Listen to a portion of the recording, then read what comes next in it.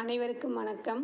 Teachers, நம்ம health well being checkup ஸ்டூடெண்ட்ஸ்க்கு செய்யும் பொழுது மாணவர்கள் பெயர் பட்டியல் சரியாக காமிக்கலை அப்படின்னு நமக்கு ஒரு சில இஷ்யூஸ் இருக்குது. ஸோ அதை எப்படி நம்ம சரி செஞ்சு அனைத்து மாணவர்களுக்கும் அப்டேட் பண்ணலான்றதை பற்றி பார்க்கலாம்.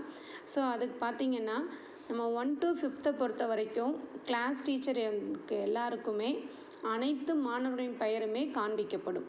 அதனால் அவங்க எல்லாருக்கும் செஞ்சிடலாம். அதில் எந்த இஷ்யூஸும் நமக்கு இருக்காது. அடுத்து பார்த்திங்கன்னா 6 to 8 வகுப்பு கையாளும் ஆசிரியர்களுக்கு வகுப்பு ஆசிரியர் பெண் ஆசிரியர்களாக இருந்தாங்க அப்படின்னா அவங்களுக்கும் அனைத்து மாணவர்கள் பெயரும் காண்பிக்கப்படும். ஸோ அவங்க எல்லாருக்கும் அப்டேட் பண்ணிடலாம். அதுவே 6 to 8 கையாளும் ஆசிரியர் வகுப்பாசிரியர் பார்த்திங்கன்னா ஆண் ஆசிரியராக இருந்தாங்க அப்படின்னா அவங்களுக்கு ஒன்லி பாய்ஸ் நேம் மட்டும்தான் விசிபிள் ஆகும். அப்போ அவங்க பாய்ஸுக்கு மட்டும்தான் என்ன பண்ணணும், அப்டேட் பண்ணணும் டீட்டெயில்ஸு. அதுக்கடுத்து 9th to 12th பொறுத்த வரைக்கும் மேல் டீச்சருக்கு பாய்ஸ் மட்டும்தான் விசிபிள் ஆகும், ஃபீமேல் டீச்சருக்கு அந்த மாதிரி கேர்ள்ஸ் மட்டும்தான் விசிபிள் ஆகும். ஸோ உங்களுக்கு யாருடைய பெயர் காண்பிக்குதோ அந்த மாணவர்களுக்கு ஃபஸ்ட்டு நம்ம எல்லோரும் அப்டேட் பண்ணிடணும். அவங்களுடைய தகவல்கள், அவங்களுடைய ஐ ஸ்க்ரீனிங் எப்படி இருக்குது, பிஎம்ஐ என்ன, ஹெல்த் செக்கப், இந்த 3 விஷயங்களும் நம்ம அப்டேட் பண்ணிடணும். ஸோ இதை முடித்த பிறகு கிளாஸ் டீச்சரை நம்ம மாற்றி அசைன் பண்ணணும். அதாவது இப்போ 6th ஒரு மேல் டீச்சர் கிளாஸ் டீச்சராக இருக்கிறாங்கன்னா அவங்க இந்த கிளாஸுக்கு ஒரு ஃபீமேல் டீச்சரை அசைன் பண்ணணுன்னா அவங்களுக்கு கேர்ள்ஸ் நேம் விசிபிள் ஆகும். ஸோ அப்படி தான் நம்ம என்ன பண்ணணும்னா இந்த ஒர்க்கை செய்யணும்.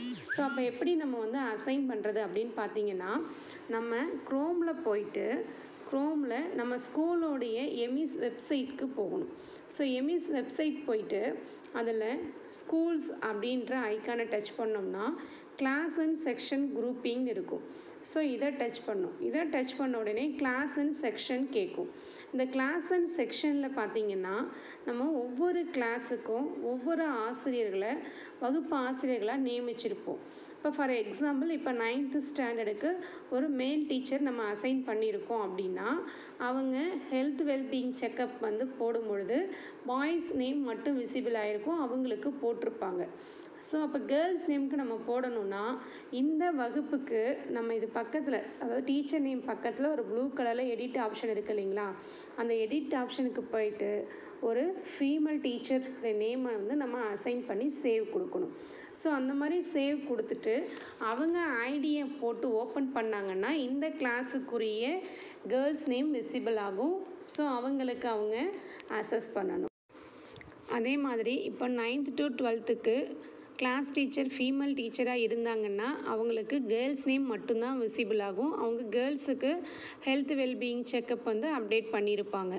அப்போ அவங்க ஹேண்டில் பண்ணுற கிளாஸோடைய பாய்ஸுக்கு நம்ம அசஸ் பண்ணணும் அப்படின்னா அவங்களுடைய கிளாஸில், அதாவது அவங்க நேமை எடுத்துகிட்டு கிளாஸ் டீச்சர் அசைன்மெண்ட்டில் வேறு ஒரு மேல் டீச்சரை நம்ம இங்கே அசைன் பண்ணிவிட்டு சேவ் கொடுத்துட்டு அவங்க ஐடியை போட்டு அந்த ஸ்டூடெண்ட்ஸ்க்கு எல்லாருக்கும் அசஸ் பண்ணும். ஸோ இந்த ஒர்க்கை முடித்த பிறகு திரும்ப எந்தெந்த ஆசிரியர்கள் எந்தெந்த வகுப்புக்கோ அவங்களையே திரும்பவும் கரெக்டாக நம்ம அப்டேட் பண்ணிடணும். அப்போ தான் ரெகுலராக நமக்கு மற்ற ஒர்க்கெலாம் பண்ணுறதுக்கு ஈஸியாக இருக்கும். ஸோ இந்த ஒர்க்குக்காக மட்டும்தான் கிளாஸ் டீச்சர்ஸை நம்ம மாற்றி அசைன் பண்ணி முடிக்கிறோம். மற்றபடி பழையபடி யார் எந்தெந்த கிளாஸ்க்கோ அவங்கள பழையபடி அசைன் பண்ணிடணும். ஸோ இவ்வளோ தான். தேங்க்யூ.